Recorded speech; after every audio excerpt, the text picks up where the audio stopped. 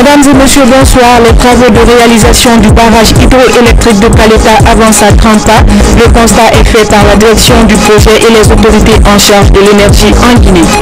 L'opération de déminage du camp de tir de Kindia se poursuit. L'équipe technique a détruit plusieurs tonnes de munitions sous la supervision des partenaires français. Ce mardi, le Sénégal a décidé de la réouverture de ses frontières terrestres fermées il y a 2 mois avec la Guinée. Les échanges commerciaux vont donc reprendre entre les deux pays. Bonsoir. Signature d'une convention de financement entre l'État guinéen et le Waqf BID de Guinée dans le financement des projets visant à améliorer la formation des jeunes étudiants, la construction et la rénovation d'infrastructures scolaires. Le Waqf BID contribue à l'amélioration et à la qualification du système éducatif guinéen en appuyant financièrement des projets et programmes éducatifs ainsi que les couches déshéritées. Ramatoulaye Touré. C'est la 6e convention du genre signée entre le Waqf BID de Guinée et le gouvernement guinéen. Elle vise à améliorer la formation des jeunes étudiants, la construction et la rénovation d'infrastructures scolaires et la construction des foyers coraniques modernes. Pour l'année 2014, donc, le Conseil d'administration a approuvé au mois de décembre dernier un budget prévisionnel de 3,7 milliards répartis comme suit. Domaine infrastructurel et équipement scolaire, 2,817 millions. Domaine d'équipement et matériel pour des institutions de formation, 50 millions de francs. Domaine de la formation et de bourses d'études, 513 millions. Développement institutionnel, 320 millions. En conséquence, nous invitons les départements en charge de l'éducation et des affaires sociales concernés de bien vouloir prendre toutes les dispositions nécessaires pour une bonne exécution des 10 projets en collaboration avec le Waqf. Cette assistance du Waqf BID de Guinée au système éducatif guinéen témoigne l'engagement de cette institution à soutenir les efforts du gouvernement. Permettez-moi de souligner la pertinence de ces actions et leur adéquation avec les objectifs de notre politique d'éducation, d'une part, et de l'autre, avec la priorité de son Excellence, Monsieur le Président de la République, chef de l'État, le professeur Alpha Condé, en faveur de la couche juvénile de notre nation, en vue de la préparer à relever les défis du changement. Le ministre de l'enseignement préuniversitaire s'est dit réconforté de ce geste qui entre dans le cadre du renforcement des efforts du gouvernement guinéen pour l'amélioration des conditions de vie des élèves et étudiants. Il y a eu beaucoup de programmes en Guinée, mais je le disais la dernière fois, ces programmes nous ont amené à quoi? À rien, en tout cas en ce qui concerne l'école. Aujourd'hui, nos partenaires techniques et financiers, dont Waqf BID Guinée, avec la confiance que présente l'école aujourd'hui, l'engagement du gouvernement est en train de nous appuyer. Le Waqf BID Guinée est une institution qualitative à caractère éducatif ayant pour mission principale de contribuer à l'amélioration et à la qualification du système éducatif guinéen. Ouverture ce mardi de la première session ordinaire de la conférence épiscopale des évêques de Cancan, de Zérékoré et l'archevêque de Conakry. La grande préoccupation de nos évêques de l'Église catholique de Guinée lors de cette première rencontre est la préservation de la paix. À cela s'ajoute leur engagement à promouvoir des actions communes pour la prospérité de l'Église. Reportage Saint-Martin, Francine Adamo. La conférence épiscopale de Guinée est une institution de l'Église catholique. Elle regroupe uniquement les évêques. Ces derniers se réunissent pour discuter de leur charge pastorale. Au cours de cette session ordinaire, les évêques des diocèses de Cancan et de Zérékoré, ainsi que l'archevêque de Conakry, réfléchiront à la situation politique de la Guinée et à l'évolution de l'Église catholique. Dans l'Église de Guinée, nous avons un élan missionnaire que les chrétiens s'engagent à garder leur foi, à purifier leur foi, à faire en sorte que leur témoignage serve d'évangélisation à ce peuple. Et du côté de l'État, il s'impliquer toujours davantage pour le bien-être du peuple guinéen. Les évêques de Guinée vont aussi envisager les stratégies de communication et les moyens d'apostolat afin d'impliquer l'Église catholique dans la lutte contre Ebola. Pour la première fois, le nonce apostolique de Guinée prend part à de telles rencontres. L'ambassadeur du pape François s'est dit satisfait de la démarche des évêques. Sur le plan ecclésial, mon ministère commence sur une bonne étoile, la visite de l'Imina, que vous savez que vous venez d'achever après. Un vrai moment d'action de grâce que l'Église de Guinée attendait depuis longtemps. En mars dernier, sur invitation de Saint-Père, les 3 évêques s'étaient rendus au Vatican. Objectif, apprécier le niveau d'évolution de l'Église catholique et ses pistes d'implication dans la promotion des œuvres sociales. Cette rencontre, qui va durer jusqu'à vendredi prochain, va être une autre aubaine pour eux de jeter de nouvelles bases en vue de réussir le pari de l'évangélisation. Les inspecteurs des mines, du budget et de l'environnement viennent de boucler une formation en audit et exploitation des sociétés minières. Durant 10 jours, ils ont débattu de toutes les questions liées à la fiscalité minière en Guinée. L'objectif est de défendre les intérêts de la population à la base et de lutter contre la fraude dans le secteur. C'est une initiative du projet d'appui à la gouvernance dans le secteur minier sur financement de la Banque mondiale. Reportage Abdoulaye Diallo et Lira Tamara. Ces attestations traduisent les 10 jours de travail dont ont fait preuve ces inspecteurs des ministères impliqués dans la gestion des mines. Ils ont examiné toutes les questions liées par exemple à la fiscalité minière, les normes comptables OADA et la notion de contrôle interne des sociétés minières. Je vais transmettre tout ce que j'ai en tant que chef de visite à mes agents de l'autre côté pour qu'une fois arrivé au niveau du site, ils savent ce qu'il faut faire, ce qu'il ne faut pas faire.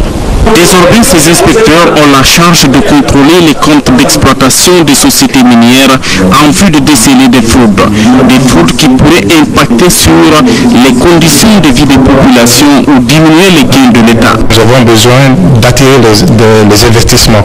Et qui dit investissement parle d'investisseurs qui sont attirés par la notion de transparence et de bonne gouvernance. Et cette mission s'inscrit dans ce cadre. De ces sociétés minières, si nous faisons en sorte que la fiscalité guinéenne soit correctement respectée, ça va faire des rentrées énormes d'argent dans les caisses de l'État et consolider le produit intérieur brut que les économistes appellent le PIB.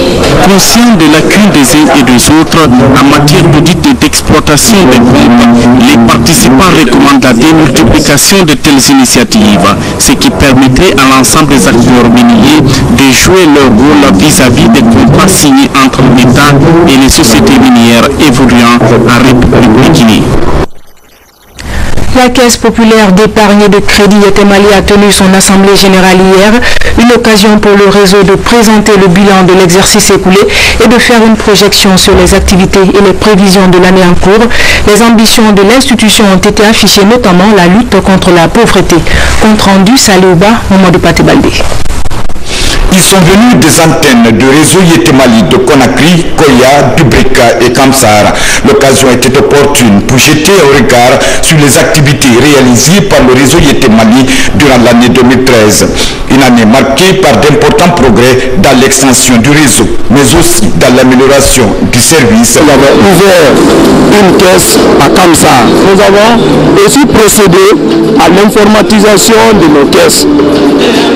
Tous les points de service qui sont là, les 3 points de service, nous les avons informatisés. Cette assemblée aura également permis aux membres du réseau Yetemali de renouveler ses instances dirigeantes au cours d'une élection transparente.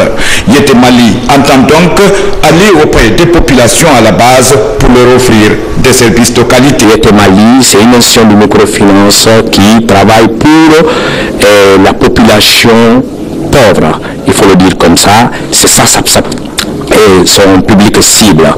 Alors, nous sommes à Conakry, nous faisons l'épargne des membres et nous retrocédons sous forme de crédit aux mêmes membres. Nous avons toujours pensé à continuer l'extension en région pour pouvoir atteindre nos cibles.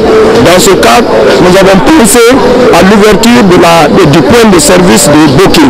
Ensuite, pensé à l'ouverture de d'une caisse à Kindia. Le Mali est un réseau qui fait partie des meilleures institutions de microfinance en République de Guinée, de par les résultats et de par la qualité des états financiers qui transmettent régulièrement à la Banque centrale. Créée en 1997, la Caisse populaire d'épargne de crédit Yetemale compte 17 antennes à travers le pays. Elle offre des services financiers à plus de 70 000 personnes, devenant ainsi un instrument efficace de lutte contre la pauvreté en Guinée.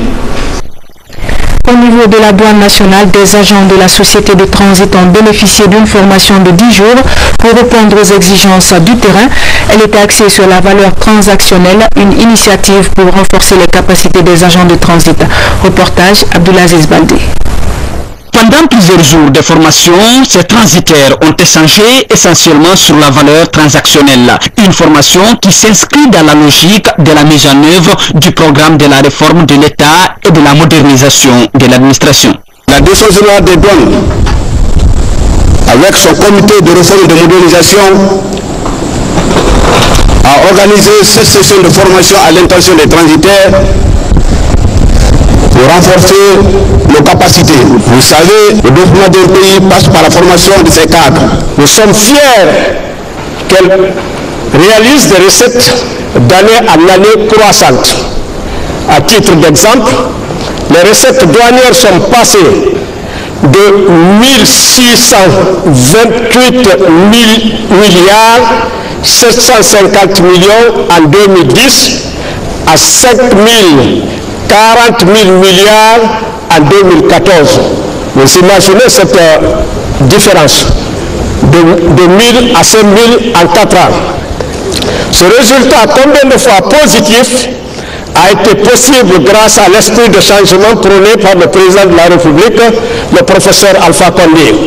Munis de leurs attestations de formation, les récipiendaires ont loué l'effort de la Direction générale de la douane pour sa forte implication dans la mobilisation des recettes de l'État. La formation a été très bien animée par des douaniers vraiment professionnels. La douane, dans son élan de modernisation et de vraiment hisser la Guinée au même rang que les autres pays.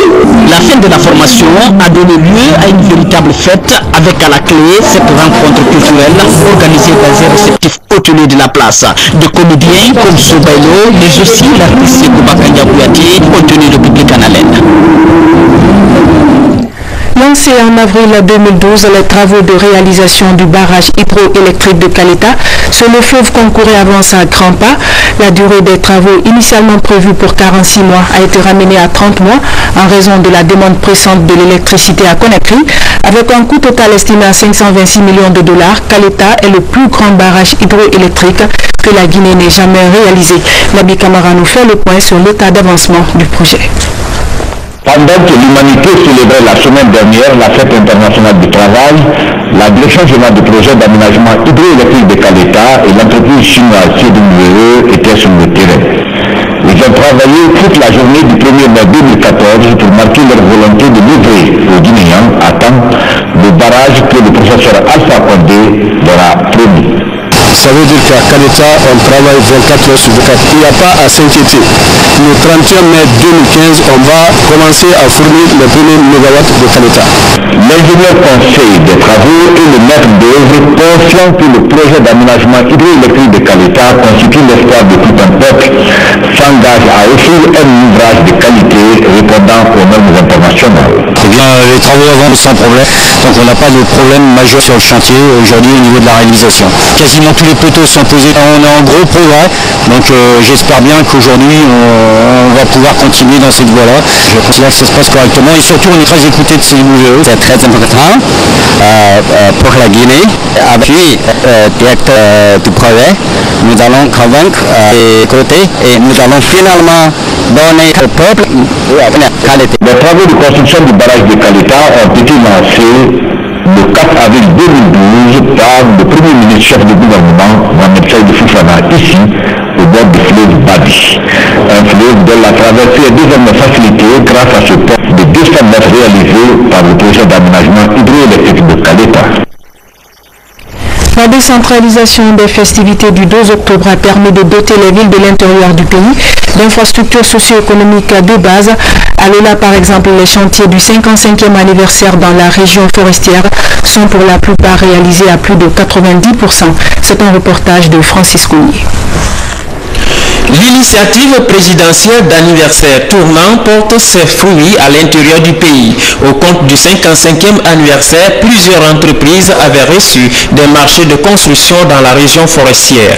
Par exemple, l'entreprise KFP de Madame Keta Finda Pascaline avait reçu 3 marchés dont les travaux avancent à satisfaction. Il s'agit du marché central de Massanta, du pont de Nongwa long de 40,5 mètres linéaires et du profilage de 34 km sur l'axe Gekedou-Damas, le tout financé par le budget national de développement. À la saison passée, il y avait des problèmes au moment qu'on passait ici. Il y avait des chauffeurs qui n'arrivaient même pas à passer. Vous voyez, donc là, le pont, on est très content. En marge des marchés du 55e anniversaire, l'entreprise KFP a aussi construit un pont de 13 mètres linéaires sur l'axe Kouankan-Bonodou avec un financement du FIDA. Partout où je suis passé pour faire des ouvrages, que ce soit en construction, en pont, je fais tout mon possible pour satisfaire ceux qui m'ont fait confiance et me confier ce travail. Pour accompagner l'initiative de développement local du professeur Alpha Condé, des opérateurs économiques ivoiriens de la région de Man s'impliquent dans la réalisation de 33 km de route de Zor à Sipilou en passant par Tunkarata. Ces travaux sont financés à hauteur de 520 millions de francs guinéens. Le contrat donc concernait le traitement des points critiques et le reprofilage fractionné de 33 km de route allant du carrefour de Zor à Sipilou. On veut encourager tous les opérateurs à contribuer comme pour soutenir le programme, disons, le programme de société que prône notre gouvernement. La réalisation de ces infrastructures de qualité permet d'améliorer le niveau de vie des communautés à la base, un moyen sûr pour éviter le surpeuplement de la capitale Conakry. La lutte contre l'insalubrité à Conakry, l'opération est enclenchée. Une vaste campagne d'assainissement des lieux publics. La démarche vise à lutter contre les maladies, surtout en ce début de saison pluvieuse. C'est la toile de fond de la rencontre entre le ministre de la Communication et le gouverneur de la ville de Conakry. Compte rendu, Cheikh Sanko. C'est une simple visite de courtoisie que les deux personnalités ont mis à profit pour échanger sur leur façon de travailler, notamment dans le domaine de la sensibilisation des citoyens. Le gouverneur, qui reconnaît avoir largement bénéficié de l'apport du département de la communication pour avoir rendu visible et lisible ses actions sur le terrain, a aussi fait savoir son projet de création d'une station locale appelée Radio Conakry.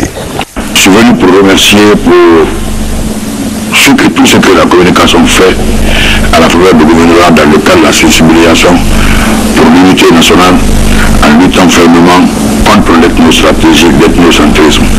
Là aussi dans mon suivi de mon programme d'assainissement et de sécurité. Et au-delà de cela, je suis venu lui dire que très bientôt nous allons créer la radio Conakry.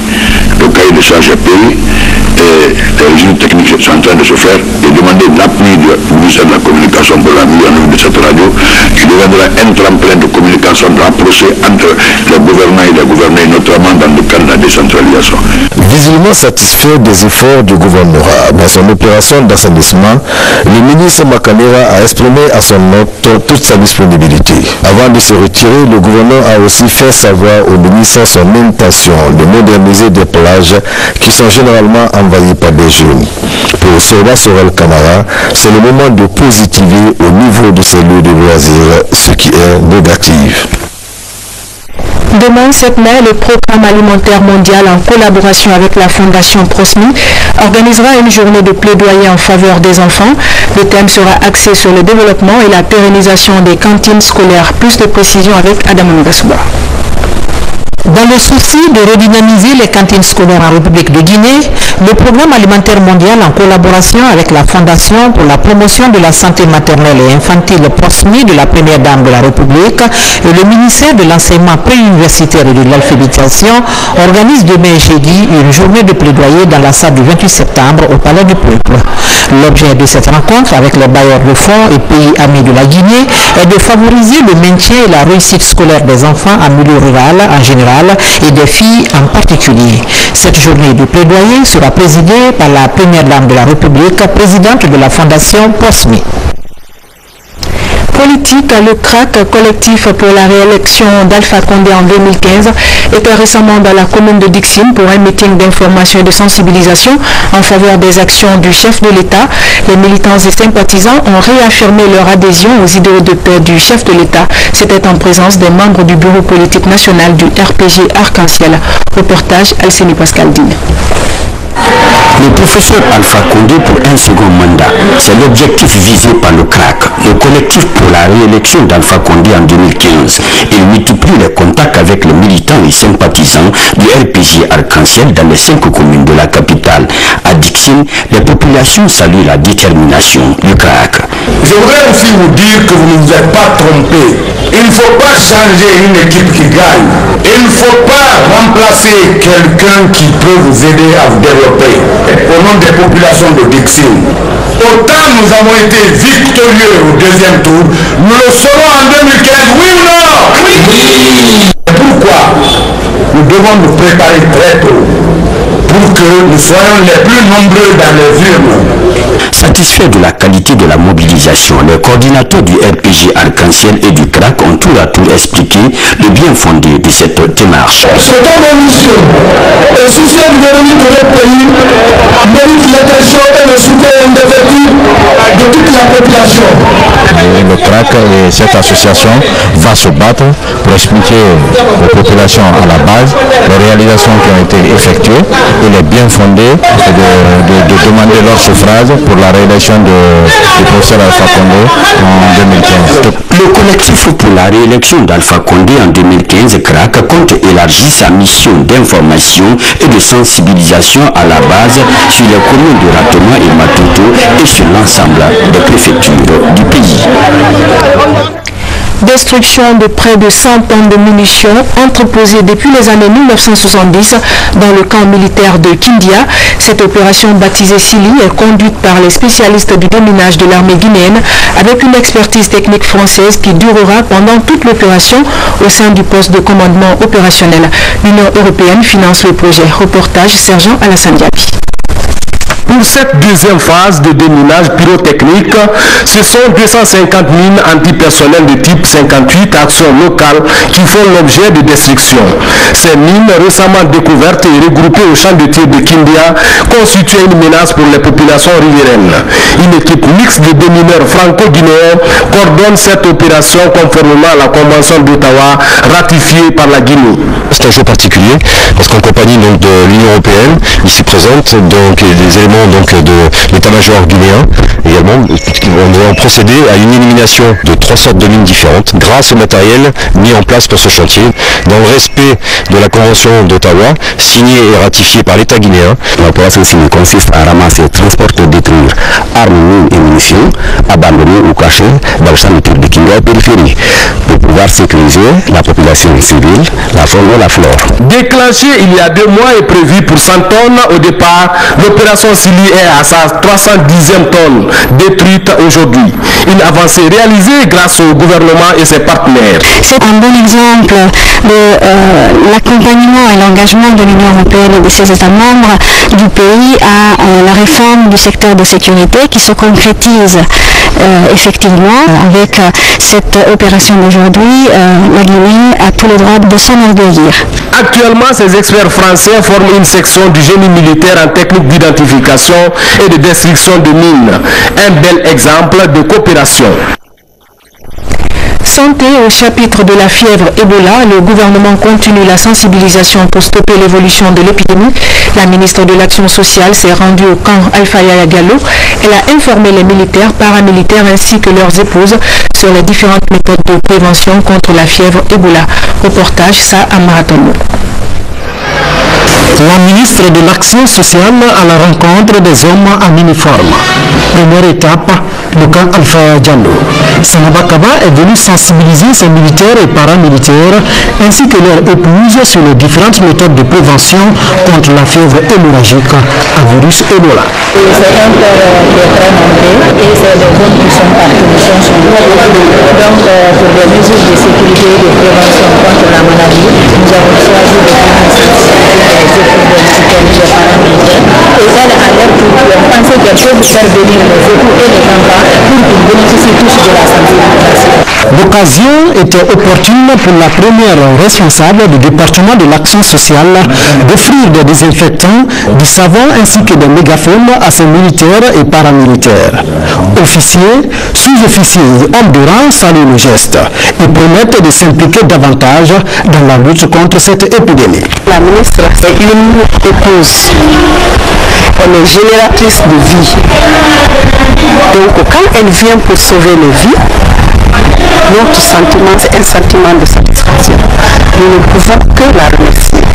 À travers elle, remercier le président, le professeur Alpha Condé. Si peut-être nos interventions ont été d'une manière verbale, mais avec l'assistance de madame la ministre, ça devient que nous avons un appui très fort qui nous réconforte dans notre position. L'engagement de ces hommes en tenue dans le processus de sensibilisation contre cette maladie serait un atout majeur qui permettrait à la Guinée de maîtriser sa propagation. En mars dernier, le Sénégal avait décidé de fermer ses frontières terrestres avec la Guinée dès l'annonce de l'existence de la fièvre Ebola. Les échanges commerciaux entre les deux pays sont restés paralysés. C'est ce mardi que Dakar a décidé de la réouverture de ses frontières.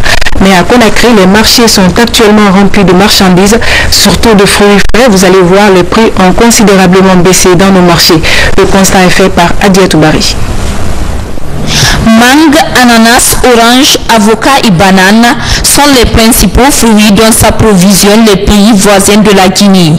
Parmi eux, le Sénégal occupe la première place depuis des décennies. Mais avec l'apparition de la fièvre Ebola en Guinée, le Sénégal décide de fermer ses frontières. Une décision qui a freiné la sortie de ses produits, entraînant ainsi une abondance dans les marchés. Cette année, les fruits sont abondants dans le marché Coloma. Mais les années écoulées, il y avait rareté. Parce que tous les fruits allaient vers l'extérieur.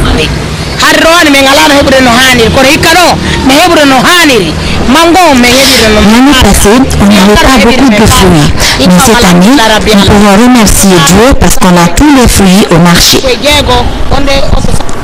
La Guinée est l'un des pays fournisseurs de fruits par excellence dans la sous-région. Mais le constat révèle que la population profite peu de ces fruits alimentaires à cause de la forte exportation. Franchement, quelque part, quand les frontières sont fermées, c'est bon pour la population, surtout au niveau de nourriture. C'est l'autorité qui doit jouer de telle sorte que les produits locaux soient consommés en Guinée. Avec la réouverture de la frontière guinéo-sénégalaise, des camions remplis de fruits vont reprendre le chemin de ce pays voisin. Sport football pour refermer cette édition, le championnat national de Ligue 1 entame ses matchs retour. L'AS Calum, leader du championnat, a conforté sa position ce soir face au Batel sur le score de 2-1. Hier déjà, le FC Séquence s'est imposé face au CIK par 1-0. Du coup, le FC Séquence monte en deuxième place et le CIK se maintient à la quatrième place. La réaction des entraîneurs des deux équipes dans ces images de Rachel Tendoulou. 5 membres 50, Ali Manewa, qu'est-ce qui se passe? Encore une erreur. On a joué, on a cravaché, on a joué dur. Les enfants ont beaucoup pagaillé. Aujourd'hui, vraiment, j'ai eu des petits problèmes. J'allais perdre le match, mais le dieu de football était avec moi. Et le travail qui a été vraiment fait avant, c'est ce qui a payé. On a eu une nette occasion qu'on a payé le poteau. Et on a continué de bosser comme ça jusqu'à la deuxième mi-temps. La deuxième mi-temps aussi, on a eu une occasion nette début. Mais malheureusement, on n'a pas pu concrétisé. Et donc l'adversaire a profité aussi du mauvais placement de la défense et que monsieur l'arbitre pouvait siffler, mais malheureusement il n'a pas sifflé. Et l'attaquant a profité, il a mis le ballon au fond. Un coup franc qui est rapidement levé. Attention, qu'est-ce qui se passe? Quelle occasion ratée, toujours, c'est pas fini. Mesdames et messieurs, c'est la fin de ce journal. Merci à vous de l'avoir suivi. Info Plus de ce soir est consacré à la visite du chef de l'État au Maroc. Passez un agréable moment en compagnie de nos programmes. Bonsoir.